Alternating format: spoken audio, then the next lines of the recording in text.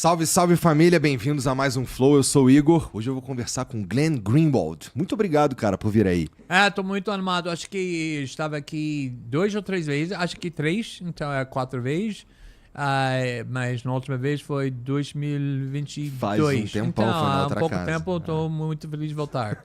Quando eu te encontrei ali embaixo, eu te falei, pô, legal que você tá aqui, tem um tempão que a gente não troca ideia. Teus filhos estão tudo grandes já, pô, estão adolescentes.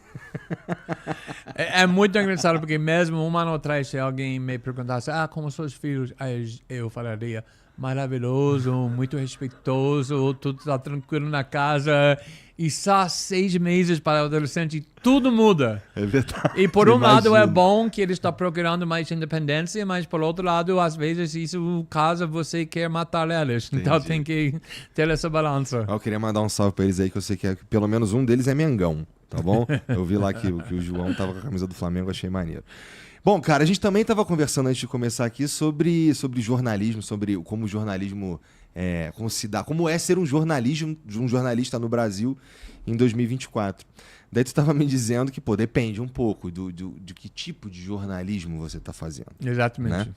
E aí a gente ia começar a falar sobre, tem um tipo de jornalismo no Brasil que você faz e sei lá, tá junto dos poderosos, tem um outro tipo que você é perseguido pelos poderosos e tudo mais. Mas assim, cara, no geral, a saúde do jornalismo no Brasil, na tua opinião, estão melhorando? Como é que estamos? Desde a última vez que a gente conversou, vai? Vamos lembrar que eu fundei The Intercept Brasil em 2016, justamente porque achei que estava faltando muitas coisas aqui no Brasil na questão do jornalismo. Senão eu não tivesse criado, porque não tenho necessidade.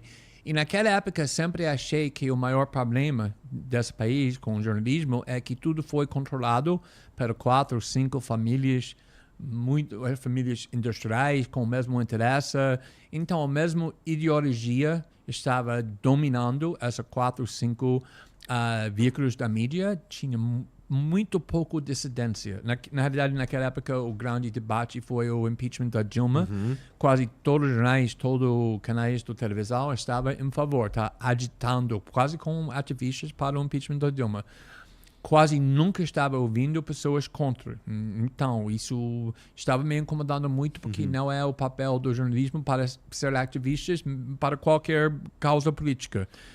Agora, você acha que mesmo que seja de forma aberta, porque assim, em geral, quando isso acontece em geral de forma velada, né? É um viés que não é muito claro. Então, assim, o desavisado acaba, formando uma opinião sem ter a informação completa.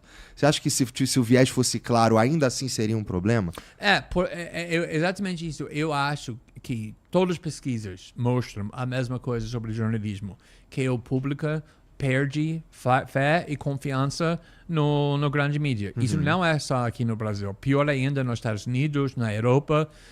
É uma parte de um padrão de instituições de autoridade está perdendo qualquer confiança no público, que está causando muita turbulência. Acho que tem muitas coisas que explicam, por exemplo, a campanha do Trump, do Bolsonaro, do Pablo Marçal, que pessoas odeiam o establishment e parte dessa é a grande mídia.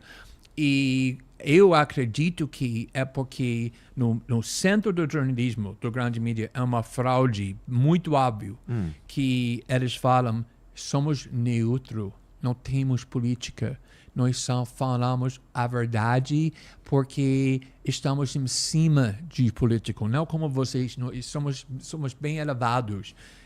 E isso é falso, é uma mentira e todo mundo sabe disso. Então, quando eu faço jornalismo, eu prefiro ser o mais honesto possível para fortalecer o mais possível a confiança. Por exemplo, quando eu estava fazendo a reportagem do Snowden, como os Estados Unidos estava espionando contra o mundo todo, eu não estava fingindo que não tinha uma opinião sobre isso. Eu estava falando, acho esse tipo de espionagem é muito perigoso, está injustificado, está violando os direitos básicos de privacidade de humanos e, ao mesmo tempo, estava divulgando os fatos. Mas eu não queria ficar mentindo porque não pode atrair confiança, não merece confiança ao mesmo tempo que está mentindo. Todos nós somos subjetivos. Não existe o ser humano objetivo. Pode tentar ser o mais objetivo possível, mas mesmo assim acho que é bem importante de admitir que você tem opiniões, sim. Com certeza. E a primeira lei do grande mídia aqui no Brasil é fingir que não tem. E é óbvio quando eles têm, e pessoas não são burros, e eles podem perceber que é um grande fraude no meio dessa profissão, então eles merecem perder a confiança. Entendi. Sim, é. E assim, como você disse, quando você fez quando teve a reportagem do Snowden lá, você emite a sua opinião, mas aqui está o que apurei na sua totalidade. Aqui está o que a gente sabe, o que a gente teve acesso. Está aqui, essa é a reportagem. Não está aqui parte da reportagem que justifica a minha opinião, né? Que também Cara, é uma pena quando a gente vê... Porque assim, eu já vi coisas como, esse aqui não pode falar, né?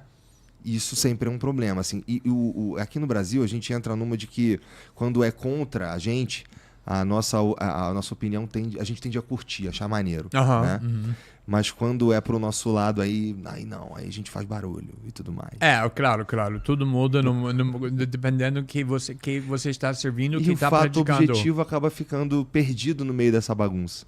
Vou te dar um exemplo que acho muito engraçado.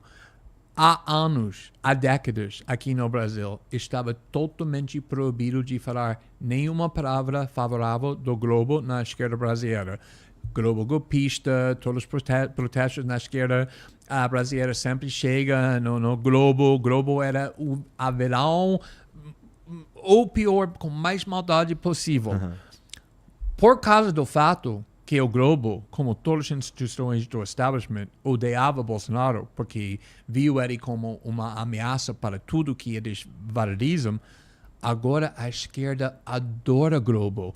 Se você olha para qualquer canal do YouTube, qualquer discurso da esquerda, eles falam o tempo todo, meu Deus, você via essa ótima jornalista Daniela Lima ou essa pessoa aqui no Globo News, e também até o Jornal Nacional, que era sempre o centro da propaganda para a esquerda brasileira. Agora eles adoram Bonner.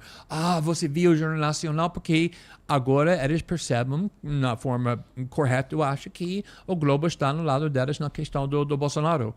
E eu acho que o problema é justamente isso, que quando jornalistas têm um lado ou outro e está escondendo que eles têm, quando todo mundo pode ver que eles têm, é isso que cria essa crise da confiança. Mas isso é um fenômeno mundial? Mundial. Eu falaria no mundo democrático. Tá bom. E isso está causando, eu acho que essa política populista, ou seja, que vamos destruir o centro do... Isso foi como o Trump ganhou em 2016. O discurso do Trump não era, o Partido Democrático sou muito ruim, o Partido Republicano sou ótimo. Ele falava o tempo todo, os dois são juntos, te roubando, te enganando, te mentindo, eu estou lá fora, eu vou entrar, chegar e destruir tudo. Isso foi o discurso dele que caso ele para ganhar, e também Bolsonaro. Foi um pouco mais estranho com Bolsonaro, porque ele estava no Congresso Nacional 28 anos, quando o Trump nunca era na política, mas mesmo assim, eu acho que é isso que está causando esse populismo que o establishment odeia. Só que eles faltam da capacidade de perguntar por que todo mundo está nos odiando. Eles reclamam sobre isso, mas eles nunca querem investigar o que estamos fazendo para causar isso. E o pior verão nessa história, para mim, é o mídia. Entendi. O jeito que acontece... Bom, se a gente for parar para pensar um pouco no jeito como as eleições americanas, que é um assunto quente, né? Esse ano aí... Cara, inclusive o Elon Musk agora ele tá do lado do Trump abertamente, né, cara? Totalmente. Não é esquisito isso? Sabe por que eu tô falando isso? Vamos lá. Porque lembra quando ele comprou o Twitter, né? Porque era Twitter. Eu lembro que tinha um discurso que era assim, puta, tá muito à esquerda aqui o Twitter, vamos colocar isso daqui um pouco mais neutro. Puta, corta pra 2024, ele tá abertamente defendendo o Trump, então assim, puta, puxou pro outro lado pra caramba, né? Claro que tem muito a ganhar com isso, mas era um movimento natural? Olha, Elon Musk é um cidadão norte-americano, ele tem o mesmo direito de todo mundo de expressar uma preferência para um candidato ou outro. Quando ele comprou Twitter, o problema na perspectiva dele não é necessariamente que está cheio com pessoas na esquerda. O problema que ele identificou é que tinha muito censura. E a censura foi principalmente direcionado para apoiadores do Trump, que sem dúvida é verdade. Então, para mim, o compromisso do Elon Musk, quando ele comprou o Twitter, não é que ele vai ficar neutro nas opiniões e o ativismo político dele. Muito pelo contrário, o compromisso dele é que, olha, eu vou ter opiniões, mas você está totalmente livre de falar mal de mim, de ter uma opinião. E o Twitter nos Estados Unidos é cheio com pessoas que odeiam o Trump, que odeiam Elon Musk, que adoram o Partido Democrata. Então, isso não é uma contradição para mim, que fala, um lado que vai ter a plataforma onde todas as opiniões são permitidas e outra que eu, como um cidadão, está muito apoiando o Trump. Entendo. Eu acho que não tem uma... seria um problema se ele estava usando o Twitter para silenciar os voices em favor do Kamala Harris, o Partido Democrata. E tem um pouco disso. Não vou defender ele que ele está perfeito nesse sentido. Mas é bem melhor do que o Twitter antes ele comprou e bem melhor em comparação aos Google, Facebook e outras plataformas na perspectiva da liberdade de expressão. Eu entendo. É que ele ainda tem uma vantagem que o perfil... apesar de eu já ter visto ele dizendo que, não... eu tuito e aí as pessoas recebem igual recebem de qualquer outro perfil. Eu já fui impactado pelo perfil do Elon Musk, assim, tentando não ser, sabe? Então, é uma senhora arma, né, cara? E se você tem um cara desse, com esse poder aí, que ele consegue falar para toda uma rede social o que ele pensa, é um aliado que eu ia querer ter também, né? É interessante, porque meu relacionamento com ele é mais ou menos bom, e sempre era. Então... talvez estou mais positivo sobre ele por causa disso, preciso admitir isso. Mas uma vez saiu uma lista do Twitter que foi vazado para uma revista norte-americana sobre as contas que ele pediu ser mais promovido. E nessa lista eu estava lá, mas também o Alexandre Ocasio-Cortez, muito políticas da esquerda, muito pessoas na direita, muitas celebridades. Foi mais para promover a diversidade das opiniões. Não é só pessoas da direita. Então, eu acho que quando ele comprou, todo mundo disse que é um investimento ruim, que ele vai perder dinheiro. E realmente ele está perdendo muito dinheiro. E eu acredito que ele fez isso em parte porque dá-lhe muito poder para controlar os debates políticos. Obviamente, quem controla isso tem muito poder, mas também eu acho que porque realmente ele acreditava que a internet está sendo ameaçado como uma inovação que deveria ser tão impactante para a humanidade com censura. E ele realmente é ofendido pela censura, mesmo que às vezes ele faz, mas bem menos do que outras plataformas. Tá, ele faz, você fala assim, falando do X, né, do Twitter. Tá. Bom, e não dá pra gente falar de Elon Musk. Você usa X? A única pessoa que eu conheço que usa X é você. Não, é que assim, eu também falo Twitter. Ainda não mudei, mas vamos usar X. É o nome oficial. Então, mas não dá pra gente começar, não dá pra gente falar disso sem falar do fato que o X acabou, o Twitter acabou de voltar a funcionar no Brasil, né? Puta, o que você acha? Vamos lá. O Elon Musk, no começo, e assim, me fala como um jornalista, tá bom? Não necessariamente como um cara que é amigo do Elon Musk. Não amigo, não quero Tudo bem, exagerar, um mas tá bom. O Elon Musk, ele no começo, ele assume uma postura muito combativa. Porra, tenta mudar o lance lá do servidor de um lugar pro outro pra dar uma burlada aqui, não sei o quê. Sempre combativo e tal. E no final acaba mesmo tendo que ceder. Totalmente. É o único. Porque o troço escalou de uma forma. E assim, dá pra gente conversar, dá pra gente falar sobre causas, o que causou o que, o processo que acontece dentro do STF pra desencadear tudo que dá no que aconteceu. Mas no fim, escalou pra uma situação que era um empresário, um bilionário, contra um Estado. E aí não tinha como, mano. Aí alguém tem que ceder e não pode ser o Estado, né? E não pode ser o Brasil. Eu acho que... Você discorda? Uma das coisas... Não, eu concordo. Eu acho que o que está acontecendo agora é que os Estados no mundo democrático, que obviamente inclui Brasil, Estados Unidos, Europa, etc., Canadá, Austrália, está realmente olhando para a internet como uma grande ameaça. Às vezes eles falam com honestidade por quê? Porque eles não conseguem mais controlar como a população pensa.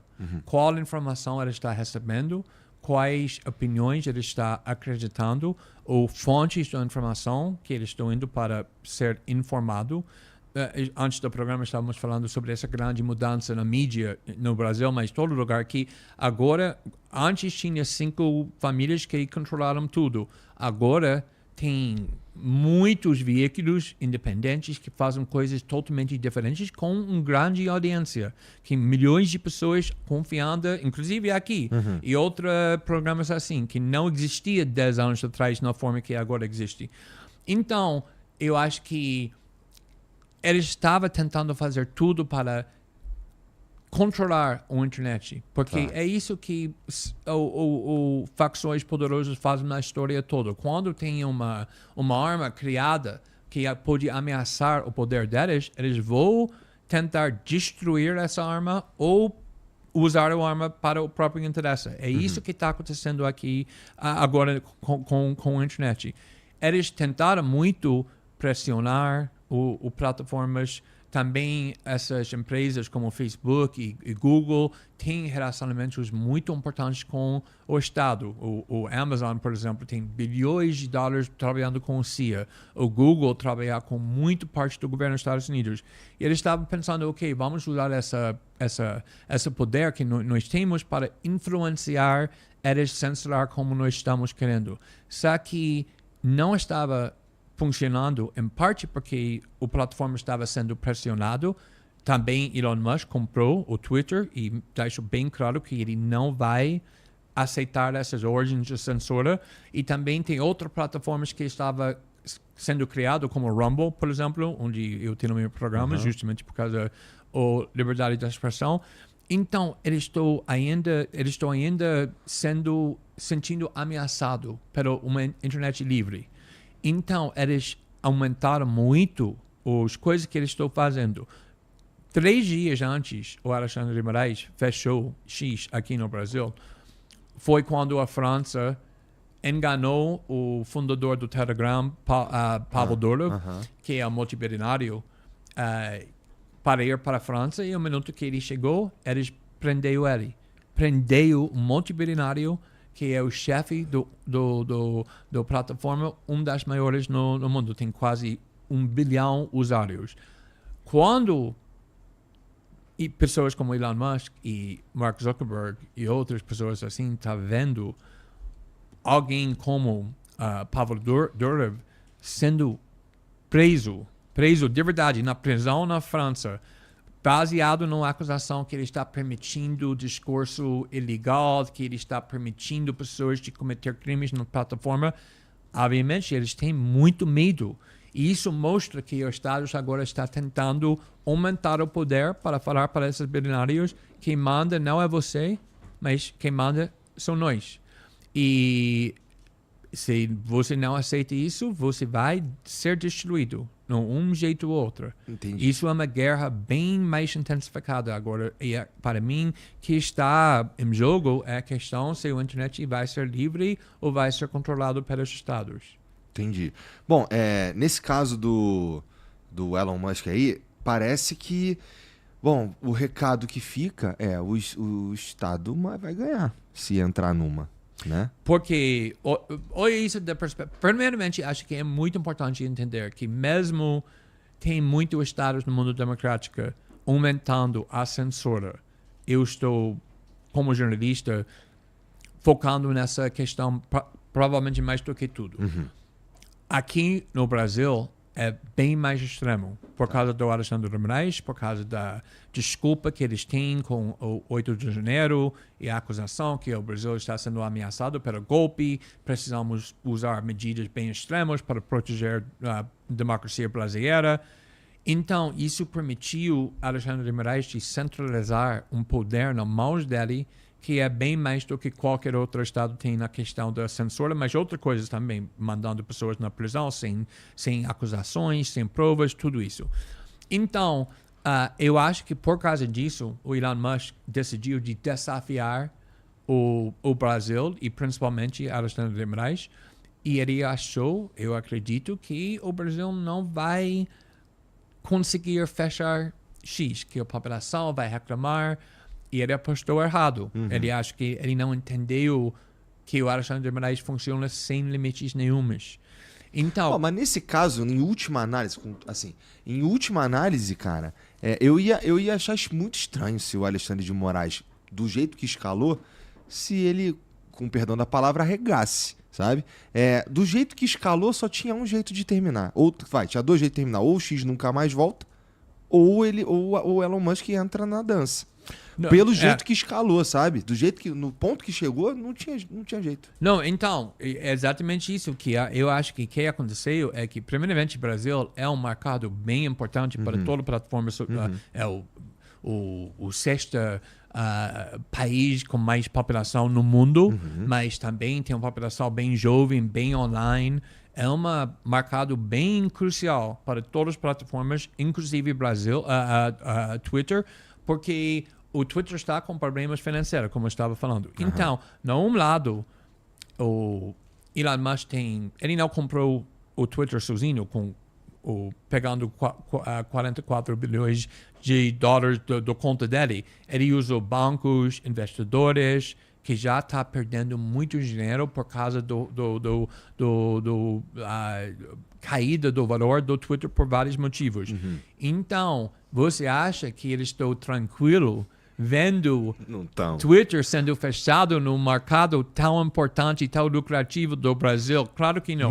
Mas a outra coisa é que Alexandre de Moraes fez, isso é um dos abusos mais inacreditável para mim, é que ele atacou uma outra empresa, que é a SpaceX, ou Starlink, até ele tirou a grana do conta do SpaceX para pagar os multas do Twitter, mesmo que são empresas totalmente diferentes. Então, do outro lado, Elon Musk tem pessoas bem ricas, bem poderosas, falando que nós não vamos ficar aqui assistindo SpaceX perdendo muito dinheiro por causa do seu jogo no Twitter. E ele estava sendo pressionado de dois lados. Obviamente, ele não queria ser humilhado, mas ele era. Ele não tinha uma escola. Mesmo ele é a cara mais rico no mundo. Mas, no fim dos contos, os governos, os estados, os bancos ainda têm bem mais poder do que ele. Isso foi exatamente porque ele reverteu. Ele disse que ele ia fazer tudo que Alexandre de Moraes queria, que ele prometeu que nunca ia fazer. E agora o Twitter voltou para o Brasil, mas só com a derrota muito grande do Elon Musk. Isso aí, você acha que existe risco de tem algo parecido acontecendo no mundo, assim? Tipo, algum outro país que tem uma situação parecida com o Brasil, assim, nesse sentido de, plataforma fechando? China. Na China, se você olha para a lista dos países onde Twitter está proibido, é só 6 ou 7 países. É lá a Coreia do Norte, China. Então, bem, Brasil foi o primeiro país no mundo democrático que fechou uma plataforma tão grande do que Twitter. É exatamente o que eu estou falando, que o Brasil está bem mais em frente ou bem mais atrás, dependendo da perspectiva, dessa questão da liberdade de expressão e a compromisso para censurar discurso político. E, como jornalista, a tese de que... o que acontece? Aparentemente, porque a gente não tem acesso muito bem ao que está rolando. Um cara fala uma parada no Twitter, ou uma personalidade emite uma opinião nas redes sociais. Aí é julgado de alguma forma lá no STF, e aí chega uma ordem dizendo, elimina esse perfil dessa pessoa aqui, porque a gente decidiu. Então... Aí foi mais ou menos isso que foi causando todo o problema do Twitter, que culmina no que a gente sabe. O que você acha? E se fosse, em vez de remover uma remoção de um perfil, se fosse uma remoção do que, olha, esse tweet aqui é um problema.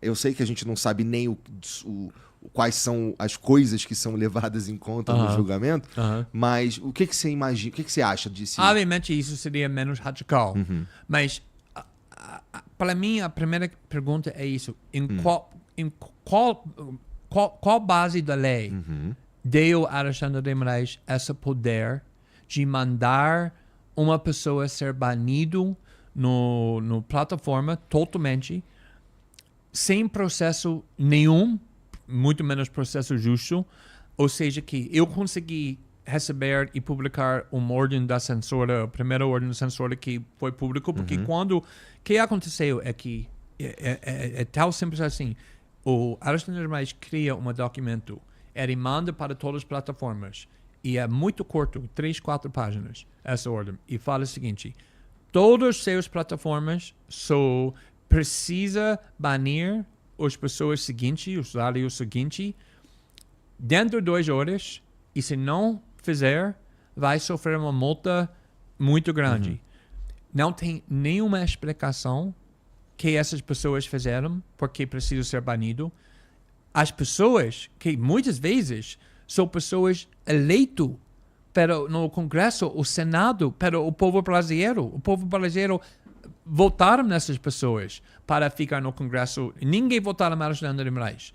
Então, muitas vezes, incluído nessa lista, é o deputados, os senadores, muitas vezes os mais votados no país. E no último parágrafo fala que você tem que manter isso sigilo. Então, quando consegui receber dessas ordens, eu liguei para várias pessoas na lista que estava sendo banido. Eu perguntei: você foi avisado que tem essa ordem sobre suas contas? Não, ninguém me avisou nada. Em qual país democrático um juiz tem o poder de punir alguém, de ser banido de expressar opiniões na internet sem processo nenhum? Não tem advogados, não tem evidência nenhuma, nem tem uma explicação ou raciocínio por que essa pessoa fez para justificar esse banimento. Então, e muito menos a oportunidade de contestar as acusações. Tudo está em segredo, não tem nenhuma justificação, e por causa disso tem plataformas reagindo nessa forma que você está mandando a gente banir mesmo deputados e senadores sem o menor processo, tudo em sigilo e segredo. Isso é tão ofensivo para os princípios mais básicos um país democrático. E é isso que estou falando, justamente o que você acabou de dizer. Nos Estados Unidos também, durante o Covid, por exemplo, ele está insistindo que postagens seja removido, mas eles não estavam emitindo ordens, eles estavam ligando as plataformas tentando persuadir. E persuadir, quando a CIA ou o FBI te liga para te persuadir, é a mesma coisa como uma ameaça, mas pelo menos tecnicamente não era ordem. A decisão foi a plataforma. Aqui no Brasil, não tem opção. Tem que obedecer na hora ou vai sofrer muito multas. E vou falar mais uma coisa, que esse poder que foi criado na eleição em 2022. E a ideia é que temos uma emergência porque tem bolsonaristas falando que eles não vão aceitar os resultados. Também tem muitas desinformações. Então, para proteger a integridade da eleição, nós vamos dar esse poder extremo para Alexandre de Moraes, como não só ministro do STF, mas também presidente do TSE. E vários ministros no STF, inclusive Carmen Lúcia, disse explicitamente que nós sabemos que esse poder é um poder extraordinário e nunca conseguimos e nunca vamos arriscar voltando para um regime de censura como tivemos durante o ditador militar. Por causa disso, estamos aprovando esse sistema no mal do Alexandre de Moraes, mas isso vai terminar no dia depois do segundo turno da eleição de 2022, ou seja, que a primeira, acho que foi o dia 31 de outubro de 2022. Apesar disso, o Alexandre de Moraes continuava a usar esse poder. E, por exemplo, a ordem que consegui pegar e publicar foi em janeiro de 2023, ou seja, que ele não tem mais base na lei para continuar a fazer isso, mas todo mundo está morrendo de medo de Alexandre de Moraes. Eu, como essa reportagem que eu fiz sobre Moraes com Folha nos últimos meses, eu entrevistei dezenas de constitucionalistas, professores de lei, advogados, todos falando no grupo privado ou para mim que ele está fazendo é um grande abuso do poder. Nenhuma pessoa queria manifestar contra Alexandre de Moraes usando o nome dele. Pessoas de diferente... vamos lá, no espectro político, são pessoas diversas? Totalmente, não só Bolsonaro. Eu conheço muitas mais pessoas na esquerda brasileira do que direita brasileiro. Porque era minha história, meu marido era o deputado em política na esquerda. Eu conheço todo mundo na esquerda brasileira. E também advogados, tudo isso... porque advogados são treinados com princípios. E também advogados não querem um juiz que tem o poder de abusar, porque mesmo que ele está abusando do poder contra inimigos políticos agora, talvez daqui 2 anos vai ter um outro juiz. Ou esse juiz. Alexandre de Moraes não é uma figura da esquerda. A esquerda odiava Alexandre de Moraes quando ele foi indicado no STF para Michel Temer, chamava ele o racista, fascista, todos os golpista, porque ele fez parte do governo do Temer. Então, imagina, e tem que pensar quando você está dando esse poder, mesmo que você está gostando agora como está sendo utilizado contra seus inimigos políticos, isso vai mudar muito fácil. É sempre assim. Então, esses advogados pensam na forma dos princípios. Só que pensa como é muito falta da saúde política quando pessoas têm medo de criticar uma pessoa que faz parte do governo. E esse medo é racional. Quando tem uns assuntos que são meio proibidos também, né? Tipo, eu não sei até que ponto, por exemplo, eu consigo debater contigo aqui sobre a segurança das urnas, por exemplo, sabe? Primeiro que eu não sou especialista e segundo que eu não me sinto seguro, essa é a verdade, sabe? E não é estranho? E para mim isso é exatamente que o país democrático não tem. Não deveria ter medo de expressar sua opinião, porque vai ser punido se você faz. Bom, no meu caso é que eu não sei o que vai acontecer mesmo, sabe? Mas você conhece pessoas que fizeram e você viu as consequências. Sim. Então, mas não é só a integridade da eleição. Imagina que aqui no Brasil, a forma de contar votos é com máquinas, com computadoras, que não tem um documento sendo emitido na hora, então é difícil de confirmar. Obviamente, pessoas deveriam ter o direito de questionar a integridade ou a segurança do sistema sem fraude nenhuma. Não precisa falar que o resultado foi o resultado do fraude. Eu não acredito nisso. Eu também não. Inclusive. Eu nunca vi evidência que o ganho do Lula foi por causa do fraude. Evidência. O lance, a própria alternância de poder é prova disso, né? Mas mesmo assim que não tivesse evidência, uma cidadão deveria ainda ter o direito de expressar uma opinião errada. E por exemplo, durante o Covid, tinha muitas opiniões que o Estado, vários estados, inclusive o Brasil, adotaram e disseram que tem certeza sobre a verdade dessa teoria. Por exemplo, a origem do vírus não vem nenhum laboratório, não vazou o laboratório por causa de pesquisas, mas foi porque começou a achar mais e o vírus pulou naturalmente para humanos. Eles anunciaram no começo, nós sabemos disso, e quem questiona isso está espalhando teorias da conspirações falsas. Por causa dessa afirmação que o governo já sabia tudo da verdade, foi proibido de questionar isso quase um ano. Até mesmo governos começaram a admitir que, na realidade, tem muita evidência que talvez vazou do laboratório na China. E agora, muitos governos estão admitindo que eles não sabem. Mas naquela época, eles fingiram que eles saberam, até eles proibiu, aqui no Brasil, foi proibido de questionar muitas coisas sobre Covid. Inclusive, coisas que se tornaram verdade sobre a eficácia das máscaras, ou eficácia das vacinas, da perigos das vacinas, mas foi proibido de opinar sobre isso.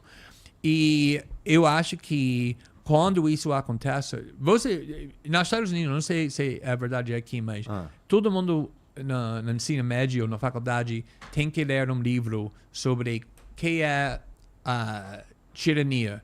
E foi um livro, novela, escrito pelo ator britânico George Orwell no meio do século XX, que chama 1984, ou 1984. E é uma novela... Aqui é um livro bastante recomendado nas escolas. Eu não sei se ele não chega a ser um livro assim que as pessoas são obrigadas a ler, sabe?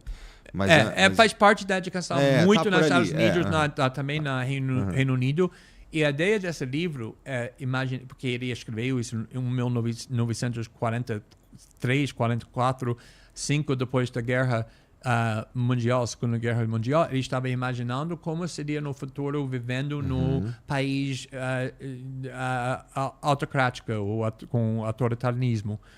E uma das coisas que ele criou como governo, que estava totalmente o inimigo da verdade, é que ele chamou o Ministério da Verdade. Ou seja, que quando o governo decretou que é verdade e que é falso. E depois o governo faz isso, é proibido de expressar ideias falsas. E, obviamente, ele estava falando que isso seria muito perigoso. E isso é o... Dá uma primeira vista, se o que está sendo defendido ali é um troço que você curte, você vai achar legal. O problema, como a gente já disse, é que as coisas mudam, né? E no fim, é sempre ruim. Mesmo bem intencionado. Os governos erram porque os governos são compostos para seres humanos. Mas, além disso, muitas vezes, desculpa para falar, o governo não é cheio com pessoas bem intencionadas. Ou seja, que eles têm grande interesse de decretar que isso é verdade porque isso está promovendo seus próprios interesses. E desde o iluminismo, 300 anos atrás, que formou a base da nossa sociedade, a ideia foi que nunca vamos aceitar mais que uma autoridade, o rei, a igreja, qualquer instituição tem o direito de decretar para a gente que é verdade e não. Porque o Deus, o universo deu para os seres humanos a capacidade de pensar criticamente, de debater. E isso é como a verdade deveria ser determinado. Não com uma autoridade impondo a verdade, falando isso é verdade e ninguém pode questionar isso. É como nossa capacidade de debater, de conversar, de pensar criticamente. Isso está sendo eliminado. O governo, mais e mais, aqui no Brasil, totalmente está insistindo que eles sabem a verdade e têm o poder de decretar a verdade, e qualquer pessoa que está questionando está culpado do crime da desinformação. Mesmo que muitas vezes essa desinformação não é provado, ou às vezes tá certo. Que é desinformação é que o governo tá falando. Isso é muito perigoso. Isso está se repetindo também nas campanhas lá nos Estados Unidos. Assim, aqui a gente estava falando sobre o fenômeno que eu gosto, quando a gente vai falar sobre isso, eu falo que é tipo jogar uma pedra na engrenagem, que é o cara que está ali antissistema de uma forma geral, sabe? É o cara que atua mesmo como uma pedra na engrenagem, trava tudo e destrói, estraga, não sei o quê. E aí a gente tem alguns representantes, né? Mas, cara, então, boa parte da política feita na internet, intencionalmente ou não, passa por essa desinformação, de certa forma, né? Por exemplo, eu fui acusado, por exemplo, de pegar um dinheiro da prefeitura aí, sabe? Sim. Então, cara, isso é algo que se repete pelo mundo, assim, o jeito que a política é feita na internet. Mas sempre era assim. Ou seja, que eu vou tentar pensar sobre essa questão dessa perspectiva. Toda liberdade que nós queremos tem uma custa ou uma coisa ruim.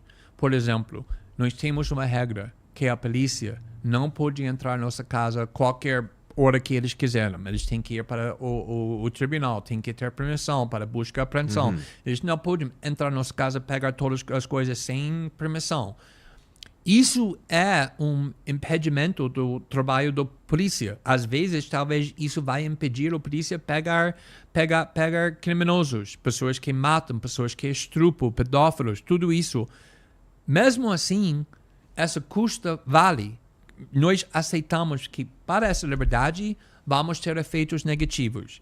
A mesma coisa com liberdade de expressão. Quem não queria viver num mundo só com verdades? Seria ótimo, seria muito bem. Só que esse mundo não pode existir porque está cheio com seres humanos que não são perfeitos, que erram o tempo todo. Então, permitindo a liberdade de expressão tem um lado ruim.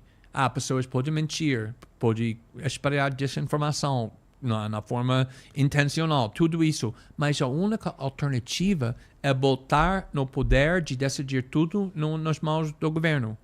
Isso é a única, e para mim, os efeitos negativos são muito maior com essa alternativa. Eu concordo. Também acho. Também acho. Bom, a gente falou um pouco sobre eleições americanas. Que mudar, assim, o que você está sentindo que vai acontecer? Eu converso com a galera, e assim, meio que fora das câmeras, né? Por que você está sentindo sobre essa campanha aí? E, em geral, é um papo, cara, até antes da entrada da Câmara era uma coisa e agora tá uma outra parada. Assim, tá meio... Não tem mais tanta certeza, que as certezas que existiam, né? Tu analisa como, cara? Porque, assim, é uma coisa que com certeza tem... reverbera no mundo e a maneira como acontece lá é interessante pra gente analisar, porque... E também, mesmo que o sistema político lá seja tão diferente, né? Mas como é que você analisa? Como é que tá? É uma eleição bem disputada. Geralmente, nos Estados Unidos, eleições são bem disputadas, são bem polarizadas. Também por causa do nosso sistema, um candidato que tem 3 milhões de votos mais do que o adversário não necessariamente vai ganhar. Ou seja, que o Hillary Clinton em 2016 tinha 3 milhões de votos mais do que Donald Trump, mas Donald Trump ganhou, porque o que se importa é que ganha os estados, e com tanto o estado tem números, que é bem diferente aqui no Brasil, onde está conta os votos, quem tem mais votos ganha. Por causa disso, tem uma complexidade muito grande que, vamos falar que dos 50 estados, o resultado é automaticamente claro na 42, 43. Ou seja, que tem estados que estão totalmente republicano, outros totalmente democrático, ninguém disputa nesses estados. Tudo é decidido por 6, 7 estados. E tudo é concentrado nesses estados onde está metade por um lado, metade para o outro. Então, os fatores são muito difíceis de prever, ou seja, que quem tem mais entusiasmo, porque também nos Estados Unidos não é obrigatório de votar como está aqui no Brasil, então 35, 40% da população nem vota nos Estados Unidos. Então muito depende como pode atrair esses votos. Mas sobre os dois candidatos, era muito interessante porque ninguém votou para Kamala Harris. Ela não ganhou nada para ser o candidato para o Partido Democrático. Geralmente, tem muitas pessoas políticas querendo ser o candidato para o partido. Tem eleições no mundo todo. Todo mundo debater, todo mundo faz campanha, tentar persuadir que é... Mas no Partido Democrático isso não aconteceu. Ele nunca recebeu nenhum voto para ser o candidato para o Partido Democrático. Mas tinha outro jeito? Não tinha outro jeito. Mas o Biden era o candidato que tinha o direito de ser o candidato. E ele era presidente. Ele não queria sair da eleição. Ele queria ficar. Ele foi ameaçado pelo próprio partido por 6, 7 pessoas. Obama, Nancy Pelosi, os líderes do partido. O Biden foi ameaçado que se você não sair da eleição, porque todo mundo sabia que ele não era competente mentalmente.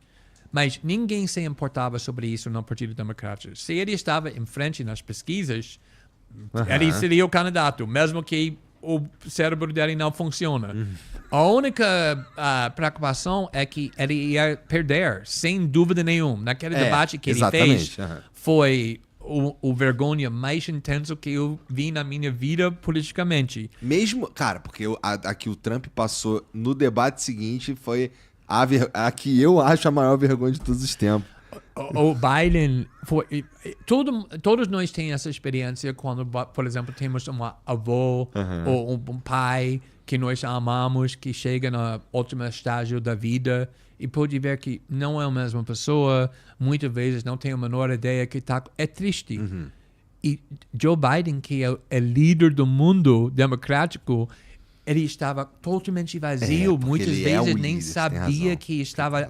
E foi triste. Mesmo Trump tinha pena para ele. Trump não tem pena para ninguém, mas tinha pena porque todos nós temos um potencial de chegar assim, temos membros da família, e não é horrível ver isso. Mas, obviamente, era impossível que Biden ia ganhar. E só por causa disso, os democratas forçaram ele de sair ameaçando ele o tempo todo, vazando coisas ruins sobre ele, todo dia no jornal, ameaçando de fazer mais medidas mais radicais. Então, ele saiu involuntariamente. Ele ainda acha que ele deveria ser o candidato. Então, quando isso acontece no Partido Democrático, provavelmente deveria ter candidatos para entrar no lugar do Biden e pessoas podem votar, mas isso não aconteceu. Os 6 líderes do partido escolheram no segredo Kamala Harris por vários motivos para ser o candidato. O problema com isso é que foi uma candidata para presidente em 2020 e a campanha dela foi um desastre. Mesmo que ele tinha todas as vantagens possíveis. Ele vem da Califórnia, onde tem muito dinheiro no Hollywood, no Silicon Valley. Mas ela era uma política tão horrível que ele nem conseguiu ficar até o primeiro voto. Ele desistiu antes o primeiro voto aconteceu. Ela foi escolhida para Biden porque o Biden, durante a campanha, fez compromisso que ele vai escolher uma mulher negra para ser o vice. Não tinha muitas que estão nesse nível, então ele escolheu ela. Mas cada vez que ele abriu a boca quando era o vice, era uma vergonha horrível. Ela era uma piada nacional, porque toda vez que ele falou, foi um desastre. Ele não sabia nada. Ele sabe muito sobre o que ele é. Advogado, procurador. Ele sabe tudo sobre a lei. Mas todo o resto das coisas, relações exteriores, guerras, militar, economia, ele não sabe nada. E muito óbvio. Então, ele era uma candidata horrível. Só que quando ela entrou, as pesquisas nos Estados Unidos estavam mostrando que a única coisa que americanos concordaram é que ninguém queria Trump contra Biden. Todo mundo cansou com os dois. Dois homens, 80 anos, tá cansado de todos, tá vendo? E quando ela chegou, parecia uma coisa bem nova. Era diferente, era mais jovem, era bem energética. E por causa disso, a pesquisa foi muito bom para ela. Entendi. O problema é que a estratégia dela, da campanha, é não permitir ela de falar sem o teleprompter. Não fez entrevistas, porque era uma política horrível. Só que os americanos não vão votar para um candidato sem ouvir que essa pessoa acredita, respondendo para perguntas. Então, ela foi forçada de abandonar essa estratégia e agora todo mundo está lembrando que era uma política horrível. Não estou falando que ele vai perder, mas o que estou falando é que ele tinha uma vantagem e cada mês está sendo reduzido e agora está mais ou menos empate. Então, você diria que os votos que estão na Câmara, que são desses estados aí que vão realmente decidir, são mais uma manifestação anti-Trump? Totalmente, sem dúvida nenhuma. Que o Trump, ele tem muito falhas no caráter. Mesmo as pessoas que apoiam ele sabem disso. Além disso, ele é uma pessoa que se comporta totalmente diferente do que qualquer outro presidente ou senador. Ele não ele nunca aceita esse protocolo de como a gente fala politicamente, como a gente comporta. Ele zomba todas as coisas, ele está fazendo piadas muito radical e ele fala, no começo isso foi uma montagem, porque quando pessoas odeiam o establishment, eles querem alguém que está mesmo ofensiva, é isso que Pablo Marçal. Para mim, isso foi o grande caso da apoiador do país, que ele quase entrou no segundo turno sem nenhum segundo na televisão, sem nenhum fundo partidário, sem nenhuma extratora. Foi uma coisa incrível. E aí eu acho que justamente por causa das coisas que causou a mídia e todo mundo odeia Pablo Marçal, isso foi justamente porque o povo apoiava ele. E isso está acontecendo com Trump também. Mas a mídia nos Estados Unidos é tão contra Trump do que a mídia brasileira trata Bolsonaro. Então, tem muitas pessoas recebendo ele está sendo chamado nazista o tempo todo, que ele vai terminar com democracia, que ele é racista, fascista, tudo isso. Mesmo que ele é presidente de 4 anos e não botou negros e latinos no campus, eles estão falando, essa vez que ele vai fazer. Então, tem muito sentimento contra Trump. Não tem ninguém que é pró-Kamala. Não é possível de ser pró-Kamala, que não tem nada que ele acredita. Como é possível de ser pró uma pessoa que recusa de ter nenhum valor constante? Ela falaria qualquer coisa dia para dia diferente que ele tem que falar para ganhar a vantagem política. Pessoas odeiam isso na política e ela é a pessoa muito ruim nesse sentido. Que coisa, né? Caiu no colo dela e ela, parece, tá proibida de falar. Agora não mais, né? Agora não vai ter jeito, vai ter que falar.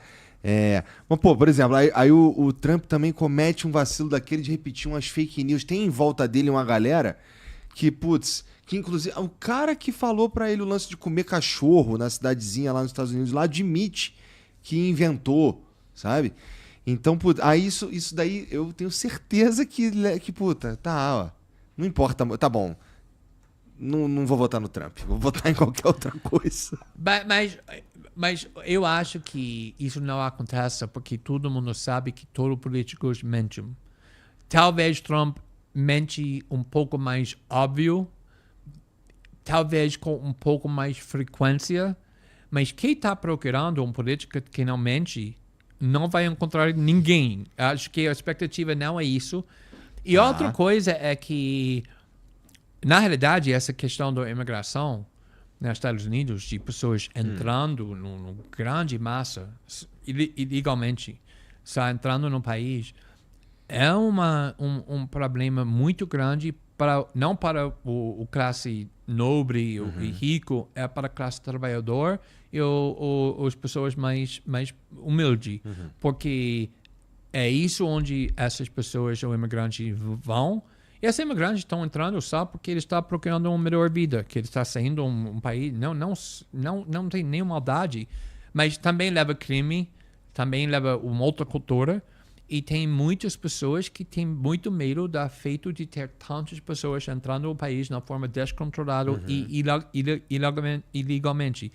Quando o Trump mente e fala que eles estão comendo gatos e cachorros, mesmo sendo uma mentira, está provocando um instinto de povo de ter medo de pessoas diferentes. Ou seja, que essas pessoas vêm de um país com uma cultura e religião totalmente diferente da nossa. Eles comem cachorros, eles comem gatos, eles são pessoas sujas.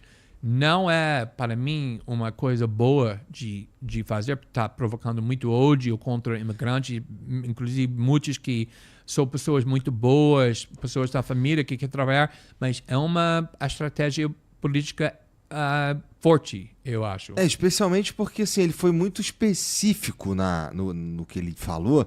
E aí, assim, o que eu ouvi na rádio e li pela internet também, nos portais, era que, putz, os caras estavam sofrendo ataques na tal da cidade, se eu não me engano, era Springfield. Né? Springfield, Ohio, exatamente. Então, putz, assim, escala, a noção, parece que falta a esses caras a noção de que eles estão falando para um montão de gente e isso escala, assim, vem pro mundo real de alguma forma, sabe? Inventar mentiras sobre outras pessoas, né, cara? Que coisa. Mas é muito interessante, porque mesmo que nós gostamos de imaginar que somos muito modernos, que só evoluímos muito desde como ser humanos era 2, 3 mil anos atrás, nós temos o mesmo instinto, o mesmo DNA, o mesmo equipamento. Exatamente, porque assim nós sobrevivemos. Mesmo que não é necessário ainda de ser parte do grupo, o tribe. Da tribo. Tribo, exatamente. 3 mil anos atrás foi totalmente necessário de ser parte do como fala? Tribo. Tribo. E se você for expulso dessa tribo, você morreria, porque não tem como de sobreviver sem o grupo. Então, ainda estamos muito com tribalismo. Essa é parte do nosso instinto. Mesmo que gostamos de pensar que não estamos bem elevados do que isso, o instinto é muito forte. Então, quando o Trump está falando, nossa tribo é americanos, que tem uma cultura americana, a religião cristã, judeia, muçulmano, e esse outro tipo de pessoas na outra tribo está invadindo nosso país, tentando destruir nosso jeito da vida. Isso, mesmo que pessoas falariam eu não gosto dessa forma de discurso, está provocando um instinto bem dentro de nós. E o Trump sabe muito bem como brincar com isso. Entendi. É um talento, talvez um talento escuro da maldade, mas é um talento eficaz no política. E esse sentimento, na verdade, essa chegada de pessoas de outros países, de refugiados e tudo mais, também está acontecendo se a gente andar um pouquinho pro lado ali, se a gente for pra Europa ali, a galera lá também tá com nesse sufoco aí por causa das guerras que estão acontecendo também um pouquinho mais pra lá. Não é muito a tua praia, guerra, é? Não, mas por exemplo, uma das coisas irônicas é que muitos países onde tem muito sofrimento, que pessoas estão querendo sair e ir para os Estados Unidos. Eu não vou falar que os Estados Unidos têm tudo a culpa para isso. Mas, por exemplo, no Venezuela ou Cuba, os Estados Unidos estão sufocando esses países com sanções, bloqueando tudo, tentando mudar o governo, porque nós não gostamos do governo de Cuba, do Venezuela, de outros países. Então, muito dessa pobreza e sofrimento e deprivação que está causando essas pessoas de querer sair do país é por causa da política dos Estados Unidos durante há muitos anos. E por causa disso, essas pessoas estão saindo não porque eles querem sair do próprio país, porque não tem alternativa, não tem trabalho, não tem nenhum jeito de sustentar sua família. E quando você está desesperado, você faz coisas assim. Só que, obviamente, parte desse grupo são pessoas violentas, gangues, né? E eles usam isso. Essa cara que entrou no nosso país, estrupou e matou essa menina de 12 anos, americana. E isso é uma estratégia muito forte que quando você explorar essa ódio que pode ser provocado muito fácil. O que tu acha do argumento que abrir as fronteiras dos Estados Unidos para imigrantes fortalece lá a Câmara, por exemplo? Porque se abriu as porteiras, a galera chegou, vira cidadão, não sei o quê, começa a votar só naquele partido ali. Primeiramente, é muito interessante porque 20 anos atrás, estratégias e pessoas que trabalhavam com o Partido Democrata escreveram livros falando exatamente isso. O mais imigração que nós temos, o melhor para a gente. Porque essas pessoas que vêm da América Latina, tudo isso, vão chegar e vão votar para o Partido Democrata. E isso vai garantir nosso poder para sempre. Só que o que aconteceu é o contrário. Agora tem muitos americanos que são negros ou latinos migrando para Trump. Trump é bem mais popular entre pessoas que não são brancos, bem mais do que qualquer outro candidato do Partido Republicano, mesmo que a mídia está falando ele o supremacista branco, etc, etc. Por quê? Parte é porque muitas dessas pessoas que vêm da América Latina, são católico ou evangélico, eles não gostam dessa ideias da costume e cultura do Partido Democrata, LGBT, trans, feminismo, aborto, eles estão totalmente contra. Então, ele está sendo mais conservador do que o Partido Democrata imaginava. Entendi. Mas a outra coisa é que quando eles chegam aqui e eles se tornaram cidadãos americanos, eles têm essa ideia que nós fizemos tudo na forma certa. Ou seja, que agora eles somos cidadãos e mais pessoas que conseguem entrar vai roubar nosso trabalho. Então, muito dessas pessoas latinos que agora são cidadãos americanos são contra a imigração. E o Partido Democrata sempre assumiram, na forma errada, estamos vendo agora, que eles seriam em favor da imigração, mas não é. Então, é inacreditável que Trump, que está chamando racista todos os dias, está atraindo mais votos de negros, principalmente homens negros, e latinos também, por vários motivos. Ele tem muito mais apoio do que qualquer candidato do Partido Republicano no passado. E isso faz diferença mesmo nesses poucos estados que realmente vão decidir a eleição? Sem dúvida, sem dúvida. Todos esses estados têm uma grande população de latinos ou negros. Também o outro perigo para o Kamala Harris é que tem muito muçulmanos que é totalmente contra a guerra da Israel no Gaza, agora no Líbano. E foi Joe Biden e Kamala Harris que estava apoiando Israel o tempo todo, financiando a guerra, dando todos os bombas que eles estão usando. E essa população que sempre vota o Partido Democrata agora está falando que não vamos votar em você. Isso é outro problema que eles têm. Então, é bem interessante o que está acontecendo nos Estados Unidos.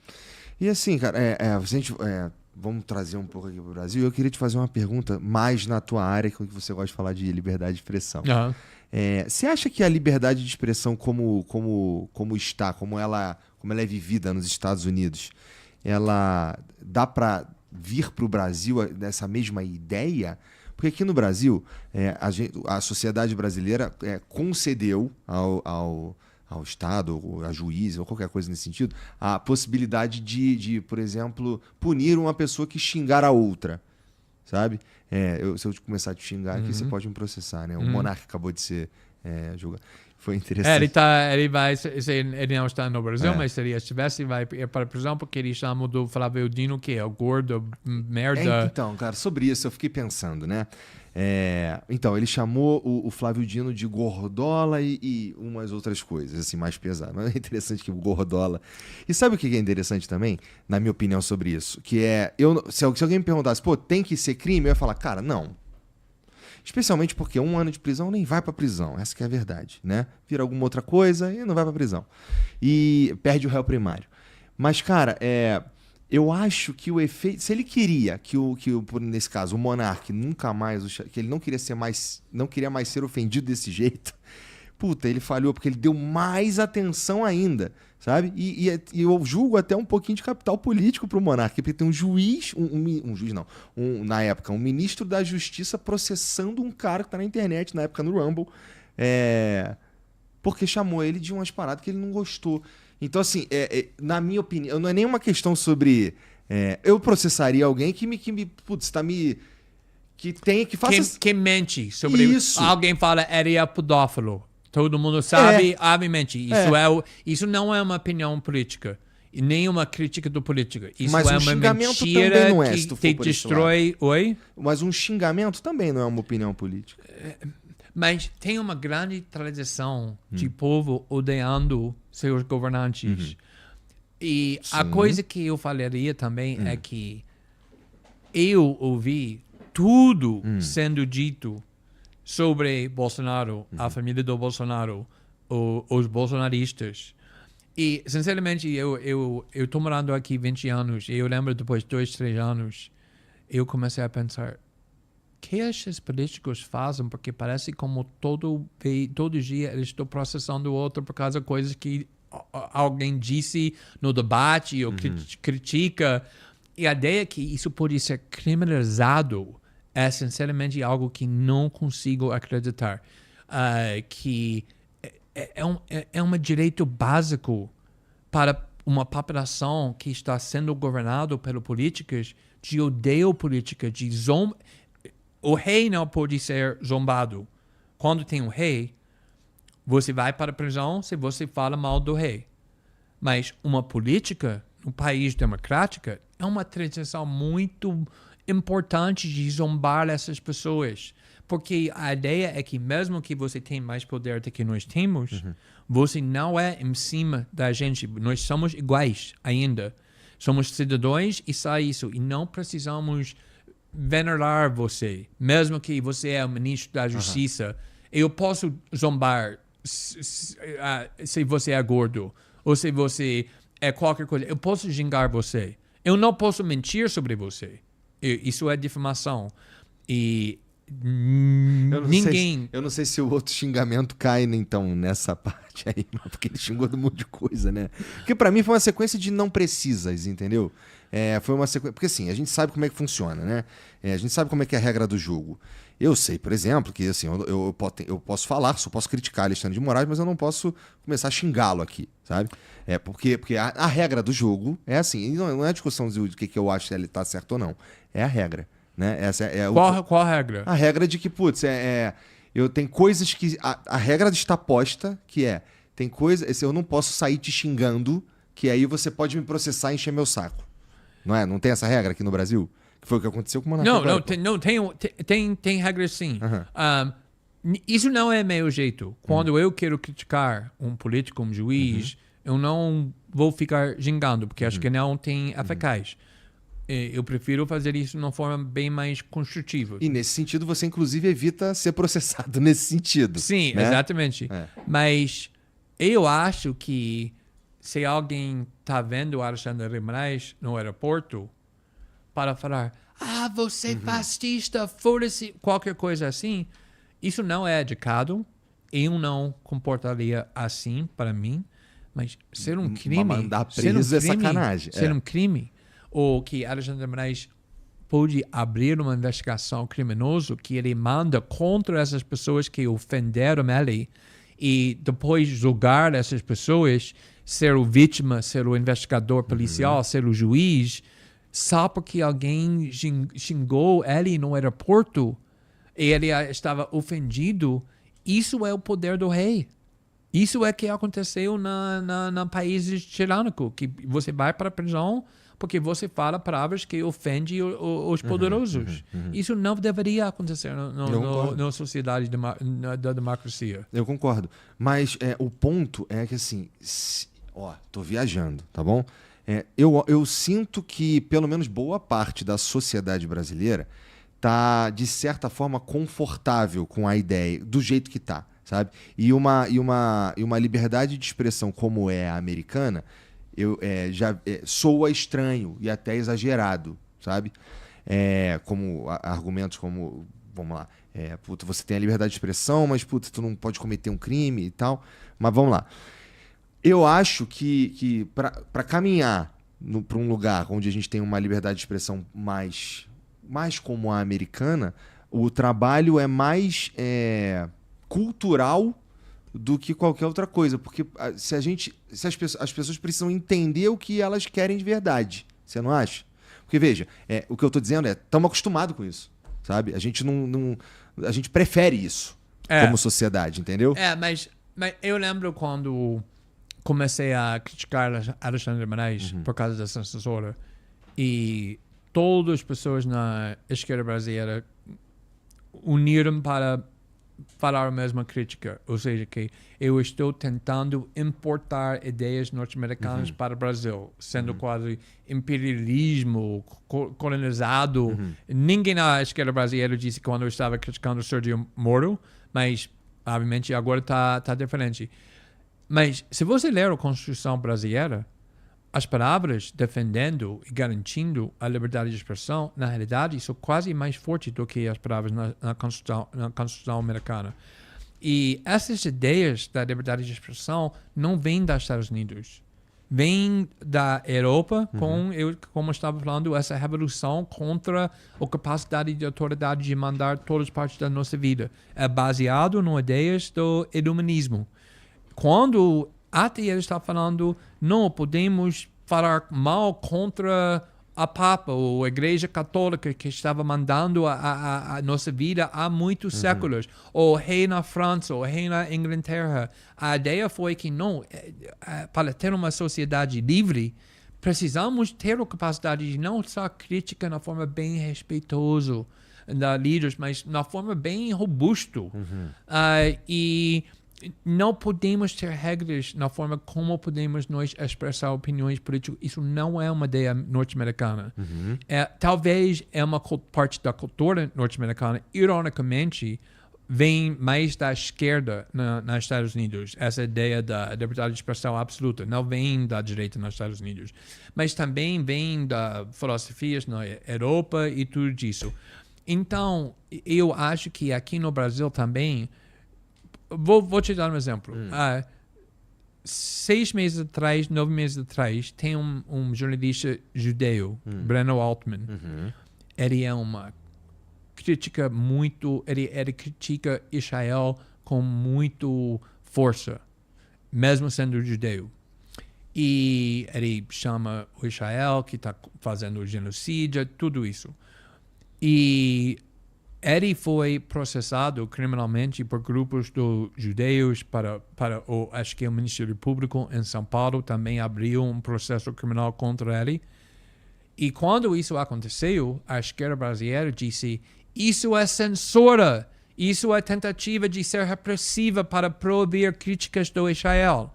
Então, eu acho que todo mundo tem esse instinto que tem alguma coisa bem errado e perigoso de criar regras que podem criminalizar ou proibir opiniões políticas. O problema é que no país tão polarizado, você vai torcer não só para a censura dos seus políticos, inimigos políticos, mas até a prisão do inimigo político. A sonho da esquerda brasileira é que não só Bolsonaro, mas todos os bolsonaristas ser presos. É verdade. Sem evidência, sem julgamento, mas também, quando Bolsonaro era presidente, eu lembro que todo dia todo mundo estava chamando que eu deveria ser preso por causa da reportagem que eu estava fazendo. Isso também é um instinto, mas eu acho que dentro de nós acreditamos da ideia que ser uma sociedade livre exige o direito de expressar opiniões, mesmo xingamento, mal educado, até errados, e que o governo não pode controlar nossa expressão. Isso não é uma ideia norte-americana, como muitas pessoas falam. É uma ideia que vem da ideia da liberdade política, liberdade. Sim. É que, assim, mas vamos ser se a gente for olhar a internet brasileira, pelo menos, na verdade, cara, o meu ponto, no entanto, é que a gente tá prefere que seja assim, sabe? Assim, de uma forma geral. Não tenho certeza que se a gente fizesse um plebiscito, por exemplo, para decidir se xingar uma pessoa é crime ou não, puta, não tenho certeza do resultado, por exemplo. É isso que eu tô dizendo. Quem não xinga políticos? Ninguém. Talvez pessoas fazem isso na casa, mas olha na internet. Todos os dias, qualquer grupo político fica xingando todo mundo. Então, é isso como os seres humanos funcionam. É muito Mas hipocrisia. eu concordo contigo, tá? Eu sei. Tá. Eu entendo. Você está levando argumentos contra isso só para levar, mas acho que é importante. Só que estou falando que isso é como humanos funcionam com autoridade, por exemplo. Você tem autoridade e você acha que a autoridade está abusando do seu poder e você não critica eles de uma forma bem respeitosa. Desculpa, senhor, mas acredito que você... Não, foda-se. Isso é como a gente reage. E não necessariamente deveríamos encorajar isso no discurso público, mas não podemos criminalizar. Eu concordo. Acho que o que aconteceu com o Monark, mas com várias outras pessoas, na casa do Flávio Dino, que é o ministro da Justiça, agora ministro do STF, um das caras mais poderosos no Brasil. Eu acho que o mais poder que você tem, o mais direito os cidadãos deveriam ter para falar sobre você de uma forma mais agressiva. Eu também acho, concordo muito. Fico pensando na juíza. Imagina, ela estava lá julgando coisas normais e de repente o ministro da Justiça... Imagina, deve ser uma... Nossa, que dia esquisito hoje, né? Mas pode ler no países agora que tem ditadores, ou pode ver essa história o tempo todo. Essa pessoa foi condenada a 3 anos na prisão porque falava mal do presidente da China. Ou essa cara no Iraque.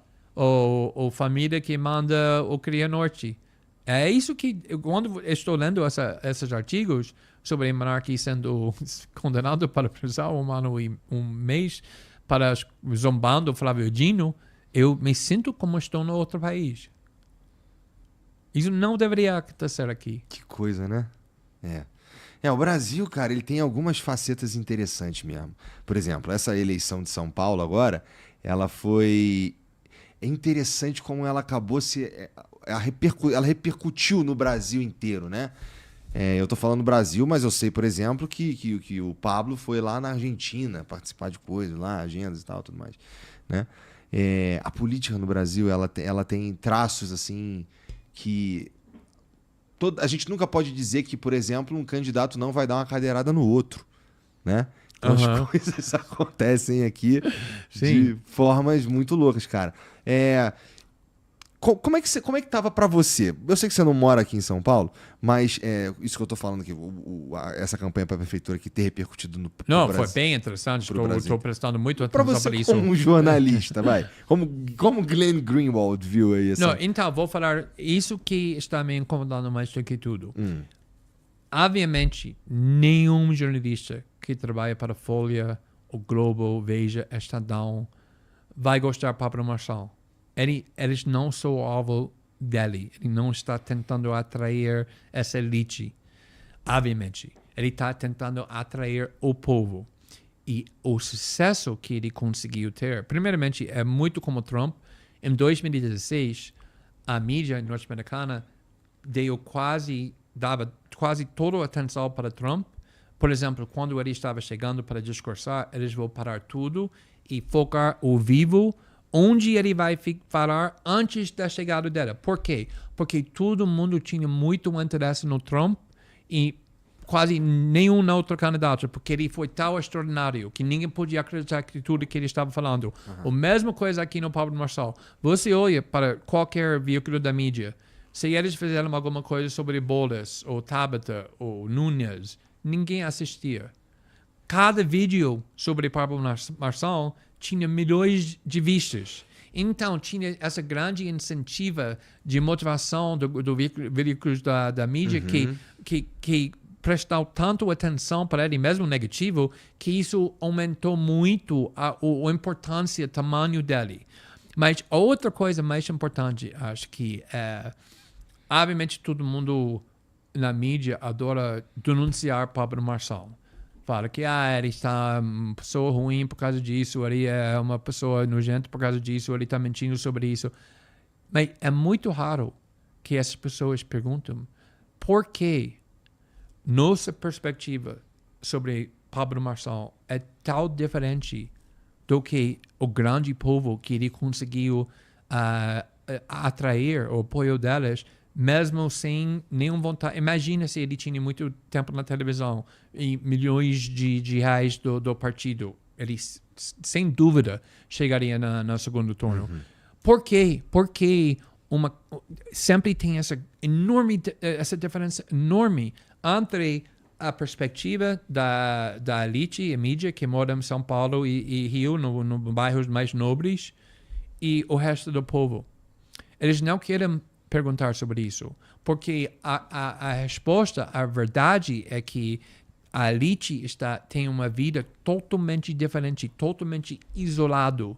Eles não precisam pensar sobre a depravação financeira, porque eles estão morando em mansões ou segurança pública, porque ele está totalmente protegido. Então, o que eles estão pensando e querendo na política é completamente diferente do que a maioria do povo está querendo. E isso é uma situação bem perigosa quando o elite está isolado na partes bem nobres. É como a Revolução na França que aconteceu, quando o aristocrata estava escondendo atrás nessa castelos a parede, o povo vai chegar na parede e vai querer invadir. E essa questão, por que tem tanto apoio para populistas como o Milei na Argentina, como Pablo Marçal e Bolsonaro aqui, Trump, muito na Europa, Marine Le Pen, outra candidatos sempre à direita, né? Porque a realidade da esquerda, mesmo que eles gostem de afirmar que eles estão representando o povo, eles estão compostos pela elite, pelas pessoas ricas. Sim. Você sabe, eu conheço muito bem política da política esquerda no Rio. Tudo está centralizado no apartamento do Caetano Veloso e Paulo Levin. Não tem como de ganhar uma eleição no Rio sem ir lá. E você chega lá e é Caetano Veloso. Então, é um apartamento enorme, o duplex que mora em cima é a família Marino, que são donos do Império do Globo. Tem 50 servos que são invisíveis trabalhando atrás de uma parede. Tem 2 ou 3 assistentes, assessores que só bota vinho na copa do Paulo Levin para sempre ter o Marconi, então... Estão vivendo, porra. Mas depois, no meio de tudo isso, celebridades chegando o tempo todo, eles falam muito sobre o que precisamos fazer para as comunidades, para as favelas. Eles não têm nada a ver. Eu lembro muito bem que uma vez David foi bem ofendido porque ele cresceu na Jacarezinho. A vida dele foi Jacarezinho. A família dele ainda mora na Jacarezinho. E o Paulo Levin estava discursando sobre a realidade da favela de uma forma completamente errada e David não conseguiu aceitar. E ele explodiu com raiva e foi muito desconfortável. Mas... o problema é justamente isso. Ele estava onde? Onde aconteceu isso aí? No apartamento do Paulo Levin. Lá no apartamento. Foi antes, a primeira campanha do David, e ele estava o candidato para vereador no Rio de Janeiro. Entendi. E ele ganhou, é a primeira vez que ele fez, mas ninguém pode ofender Paulo Levin dessa forma que você quer a primeira vez ter sucesso no político do PSOL. Mas David, sendo David, não conseguiu ouvir uma mulher que nunca pisa numa favela falando sobre a vida das favelas.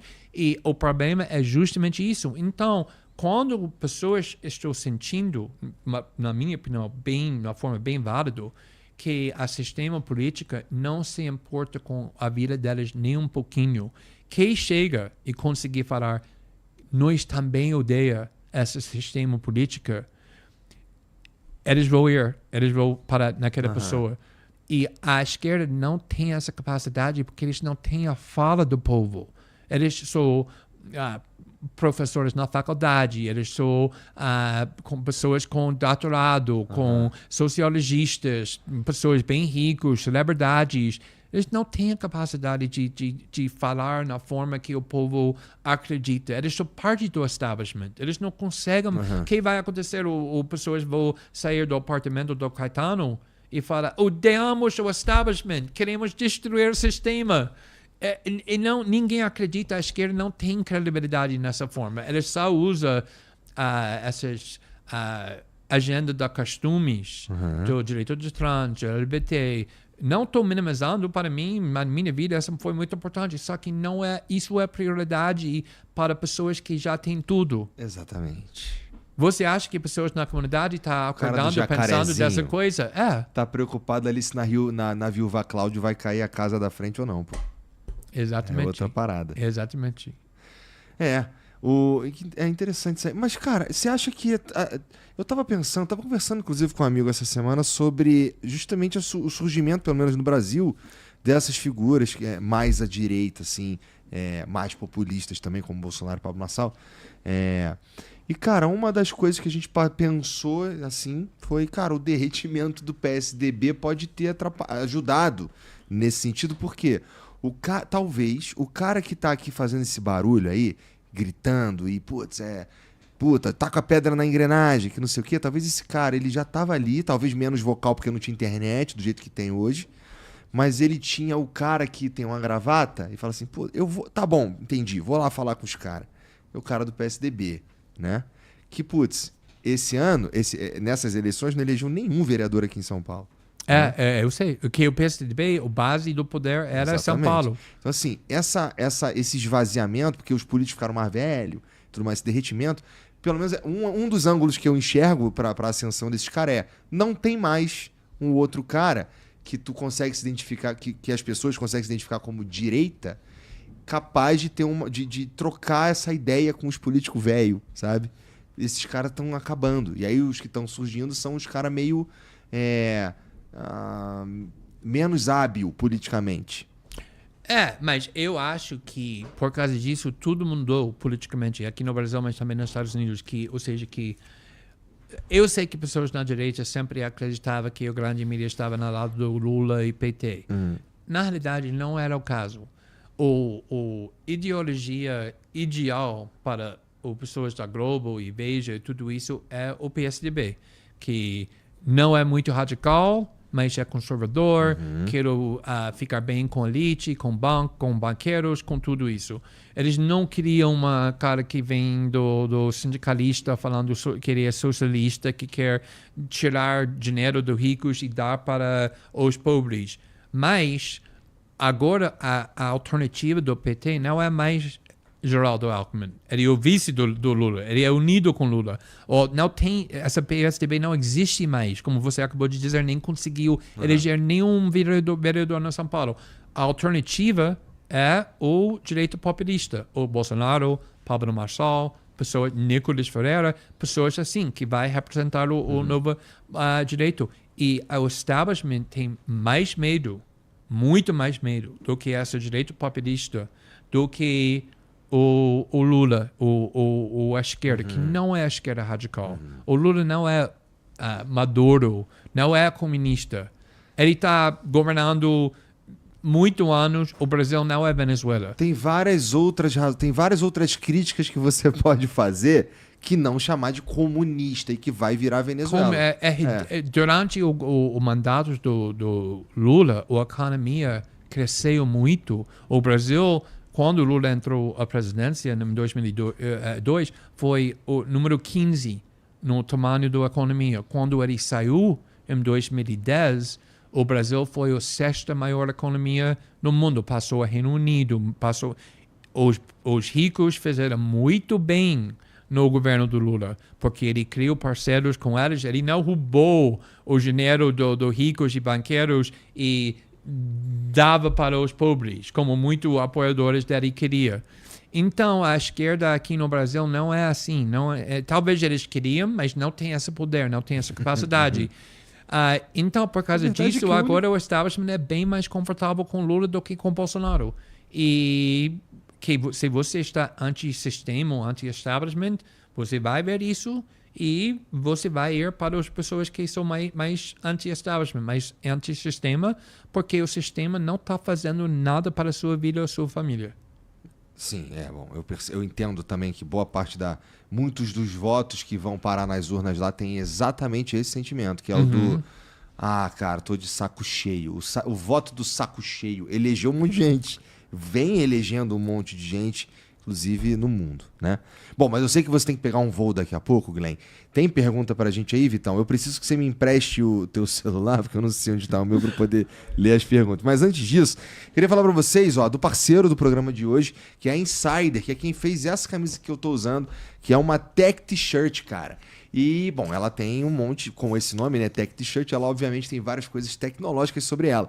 Como, por exemplo, ela desamassa muito rápido no teu corpo, ela seca muito rápido, ela mantém o odor aqui dentro, tem um conforto térmico diferenciado. E essas características são verdade para vários outros produtos da Insider, porque todos eles têm alguma coisa tecnológica. Tem lá, por exemplo, a roupa que repele água, é hidrofóbica. Tem um monte de coisa legal, tanto para homem quanto para mulher, em várias cores diferentes. Dá para você completar o teu armário com facilidade lá no site da Insider, tá bom? O link tá aqui embaixo e no QR Code aí, mas se você estiver só ouvindo é insiderstore.com.br e você pode usar o cupom FLOW15 para garantir um desconto aí, tá bom? Tem também um emblema, né, Vitão, que a gente não mostrou aqui no começo do programa.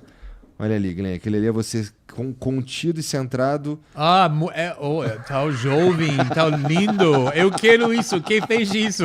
A gente manda pra você. Tá, muito obrigado. Esse foi o Gigalvão, né? Esse foi o Gigalvão. Puta, tá bem parecido. Falou que tá jovem ali. Bem parecido. Esse sorriso, não sei se faço isso, não sei que faço isso com meu irmão. Você fez algumas vezes pra mim hoje aqui, Glenn. Isso. Mas não, tá realmente ótimo. É muito bom. Quando eu começo a falar uma parada que você já sabe onde você quer chegar, tu dá esse sorrisinho. Parece muito inocente, bonzinho lá. É muito bom. O Acriano mandou aqui, Glenn, como você analisa hoje... Peraí, eu esqueci de falar como que chega naquilo ali, né? Bom, você que está assistindo e quer resgatar esse emblema aqui, é só entrar em nv99.com.br/resgatar e o código é Glenn Greenwald, como tá no título do podcast, tá bom? Porque tem várias letras repetidas aí. É um nome muito fácil para brasileiros escrevam. Então, o Acriano mandou aqui a pergunta, Glenn, como você analisa hoje as revelações de espionagens do Snowden? Você acha que nossa privacidade seria ainda pior sem ele? Tendo em vista que toda hora estamos sendo ouvidos por nossos celulares e todos nós temos câmeras no bolso. Olha, com toda a reportagem que eu fiz com esse grande arquivo, Snowden, coisa com Wikileaks, o Vaza Jato, também essa última arquivo sobre Moraes que fiz com Folha, todo mundo está querendo um grande drama, que estamos destruindo tudo. Não funciona assim. Ou seja, que depois da reportagem do Snowden, ainda o NSA continuava de espionar. Mas tinha diferenças muito melhores na nossa capacidade de ter privacidade. Ou seja, que depois das revelações do Snowden, e as plataformas conseguimos mostrar, dando todos os dados para o governo dos Estados Unidos, eles foram forçados de implementar criptografia, que deixa bem mais difícil o governo ou qualquer outro grupo de terroristas ou hackers ou qualquer para fazer espionagem. Também mudou muito as relações diplomáticas entre vários países. Naquela época, o Brasil estava usando a infraestrutura dos Estados Unidos para transmitir informação no internet. Depois conseguimos mostrar como os Estados Unidos estavam roubando esses dados. O Brasil, vários outros países juntaram para criar o próprio sistema independente, que também deixa bem mais difícil. Pessoas usam criptografia, às vezes sem saber. Então, ainda tem muito espionagem, é quase uma guerra, que o governo está sempre tentando superar essa criptografia. Pessoas que criam criptografia estão sempre tentando deixar isso mais forte e mais sofisticado. Entendi. Então, não deveria assumir que nada que você está fazendo na internet é seguro, privado. Isso não existe. mas pelo menos pessoas sabem esse problema e tem muito ferramentas de proteger a privacidade. Estamos muito mais conscientes hoje em dia, com certeza. E criou muito armas também para proteger. E o que você sente sobre a relação do TikTok com os Estados Unidos? Eu acho que esse movimento de proibir TikTok ou forçar a venda para uma empresa que o governo dos Estados Unidos pode controlar mais é muito perigoso. Essa fantasia que é uma ferramenta da China de controlar nossa juventude ou para espionar contra a população americana é absurdo por vários motivos que consigo falar, mas o TikTok é a plataforma mais popular nos Estados Unidos, sobretudo com pessoas mais jovens. Tem 160 milhões de americanos que usam essa plataforma voluntariamente para expressar opiniões, para organizar. E que os Estados Unidos, o governo dos Estados Unidos não gostou, não é que era controlado pela China. É que foi mais difícil para o governo dos Estados Unidos pressionar o TikTok para censurar as coisas que eles não queriam. Foi por causa disso que eles olhavam para TikTok como inimigo. E eles queriam forçar a venda de TikTok para uma empresa como Facebook e Google, que eles conseguiram pressionar mais fácil. Isso você está falando, bom, com informação, eu suponho, porque o que eles querem mesmo é controlar o discurso no TikTok. Essa que é a verdade. E na realidade o que aconteceu é que essa proposta de banir TikTok nos Estados Unidos foi criado em 2020, quando Trump era ainda presidente. Não conseguiu ter a maioria para isso. O que aconteceu é que só conseguiu criar a maioria para isso, para passar a aprovar essa lei, depois do 7 de outubro, quando Israel foi atacado, e tinha muitos protestos nos Estados Unidos entre alunos na faculdade, entre pessoas jovens, que se tornou completamente contra Israel, estava protestando esse apoio que o governo dos Estados Unidos estava dando para Israel, e muito deles está vendo do TikTok. Até o congressista disseram que finalmente me persuadiu que precisamos banir o TikTok é que era cheio com discurso pro-palestino e anti-Israel, porque o classe do político nos Estados Unidos é muito pro-Israel. Ou seja, que ele estava falando que não gostamos que o TikTok estava permitindo esse discurso livre que estava influenciando nossa juventude de ser contra Israel, que é um motivo da censura pura. Entendi. Que relação esquisita, né? Ó, o Flávio Lousada mandou um áudio pra nós aí, Vitão. Pode ser? Tá bom, Glenn, sou fã do seu estilo jornalístico. Assisti a sua ótima entrevista com o Lula na cadeia em 2019. Nela você coloca uma série de fatos que mostram que ele preferiu dar a vitória ao Bolsonaro em 2018, forçando a ida do Haddad ao segundo turno rumo a uma derrota certa, do que abrir caminho para o Ciro ou Marina derrotarem.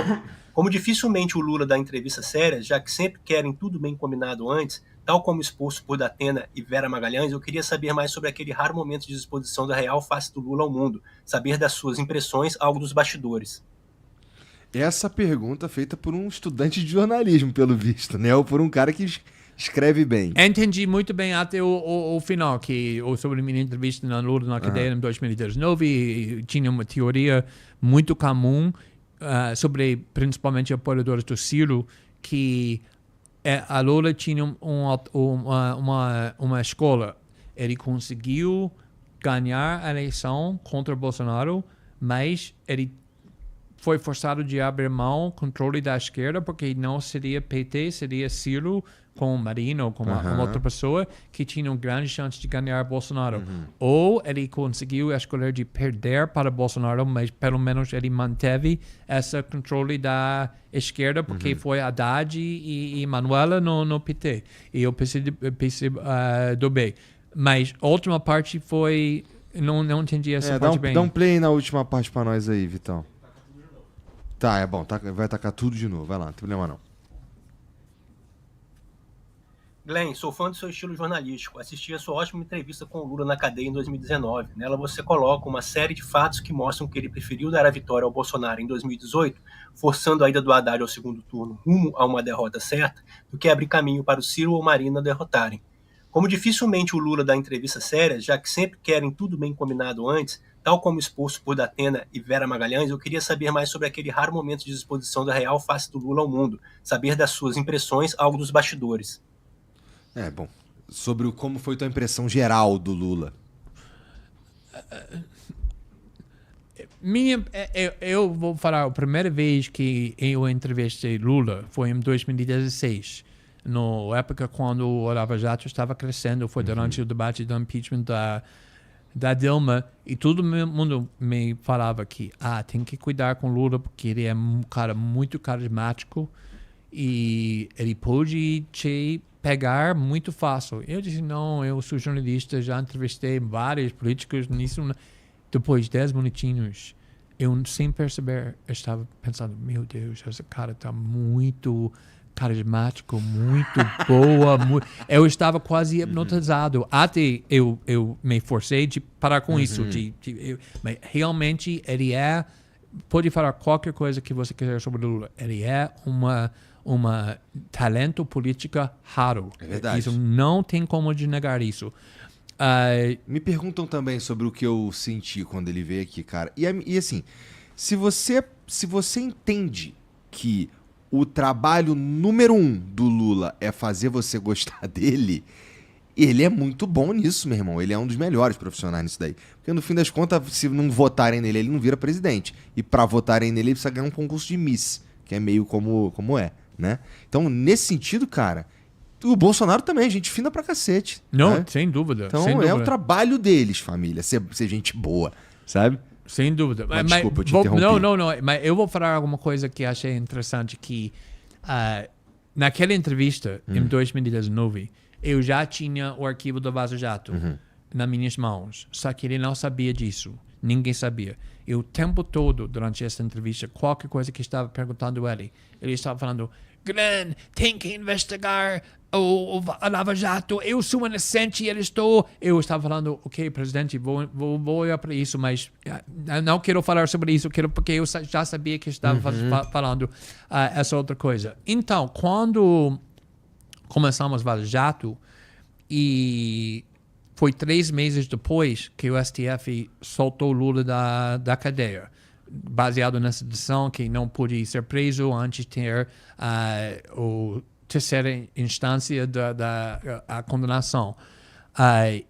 E depois, então, quando Lula saiu da prisão, ele estava escrevendo cartas para várias pessoas o tempo todo. Ele escolheu de escrever a última carta para mim, me dando, agradecendo para meu trabalho, que ajudou ele a sair da prisão. Quando ele chegou em São Paulo, a primeira pessoa que ele ligou foi para mim para falar a mesma coisa. Eu acho que muitas pessoas na esquerda acreditavam que ele conseguiu sair da prisão por causa da nossa reportagem. Também acreditava nisso.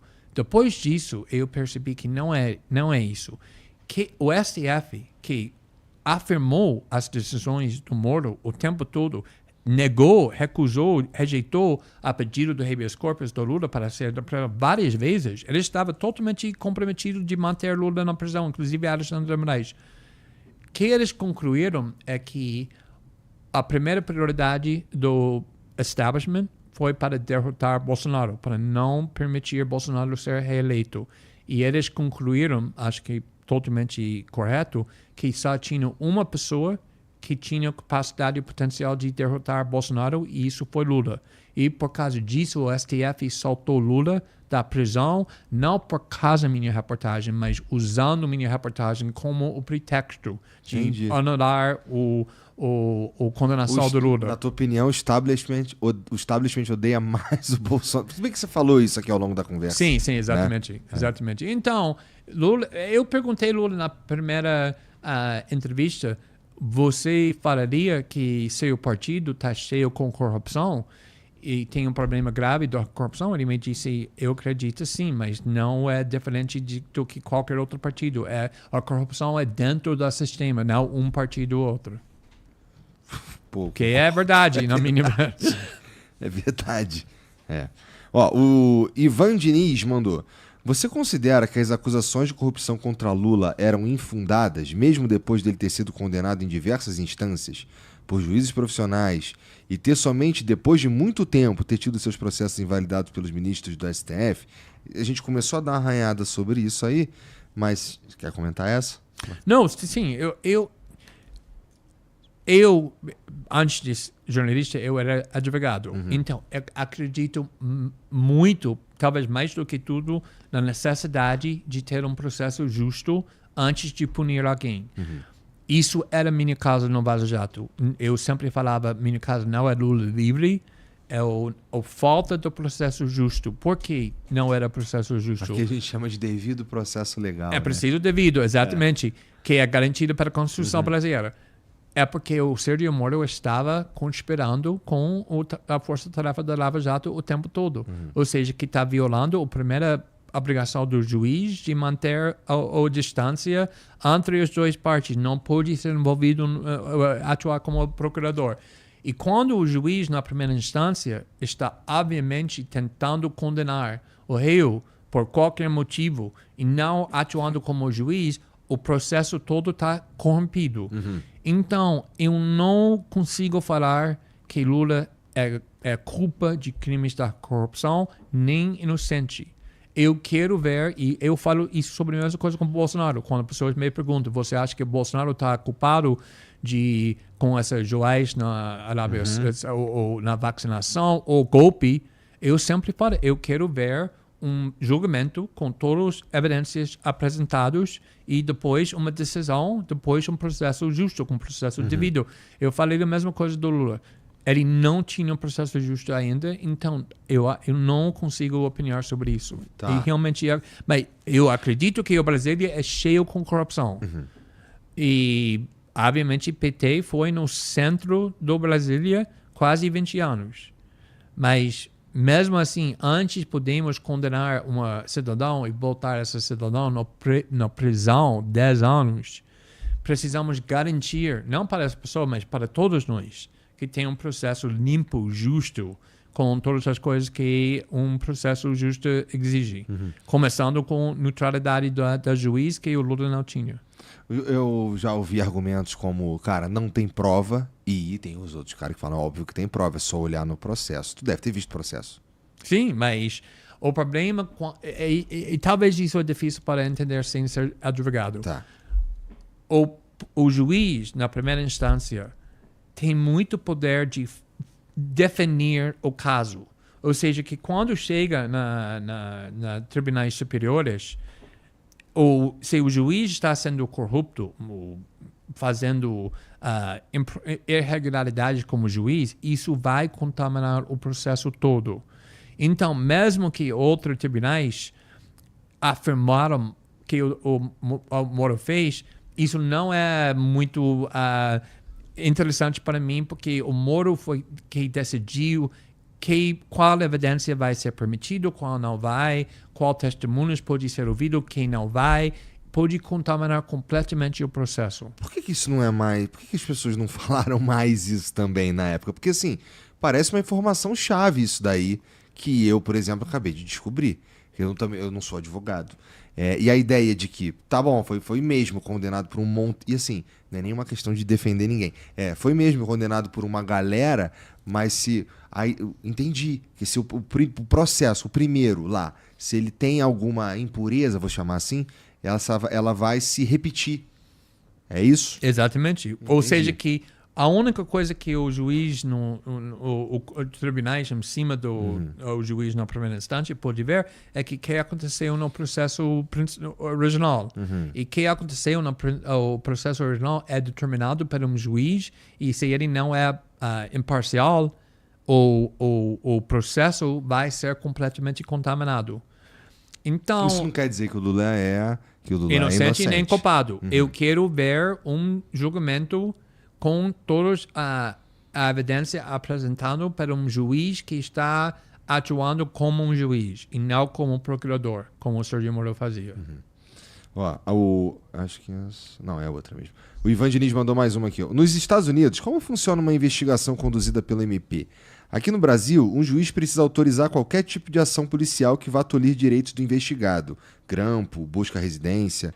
Esse mesmo juiz depois vai julgar o caso. Portanto, é natural o contato entre juiz e MP. É a mesma coisa, mais ou menos, nos Estados Unidos. Como estávamos já falando, a polícia, por exemplo, não pode entrar à sua casa, nem fazer busca e apreensão sem a permissão do juiz. Ou seja, que tem que ir para o juiz, apresenta a evidência, porque a polícia tem suspeito que tem evidência na sua casa, que justifica entrando na sua casa, e a juiz assina e depois entra. Geralmente, não é o mesmo juiz que dá essa permissão que vai julgar o caso. Tem juízes que só fazem essa parte, essa função. Então, sim, é comum que o juiz e a polícia falam, mas que é a diferença, por exemplo, que o Alexandre de Moraes está fazendo, o Sérgio Moro também fazia, é que o juiz é passivo. O juiz não fala para a polícia, vai investigar essa pessoa, quero saber que ele fez alguma coisa errado. Não, ele está ficando aqui, a polícia chega falando, estamos investigando, ouvimos um crime e gostaríamos de fazer isso, isso, isso. O juiz fala sim ou não. O juiz não fala, também vai para essa casa e entra nessa casa, faz a busca, apreensão contra essa pessoa, depois fazer uma conferência da imprensa. O que ele faz é mandar investigar. Não... Exato. O juiz não manda a investigação, ele é passivo, ele só aprova ou recusa que a polícia quer fazer. Muito contrário que o Sérgio Moro está fazendo, ele estava mandando o Deltan, tratando ele como um filho, faça isso, depois faça isso, depois faça isso. E também o Alexandre de Moraes fica fazendo isso o tempo todo também. Entendi. Bom, acho que é isso. Foi muito. Glenn, muito obrigado por vir aí, cara. Não, muito obrigado pelo convite. Foi muito bom te ver de novo. Como é que te encontra na internet, cara? Tô no Twitter com Jay Greenwald, tô no Instagram com meu nome. Tem um canal no YouTube que é para material no inglês, mas criamos um novo canal, Glenn Greenwald Brasil, onde botamos meu programa com legendas em português ou às vezes vídeos originais em português também. Boa. Então, família, todos os links do Glenn a gente vai colocar aqui no comentário fixado, tá bom? Para você encontrar com facilidade.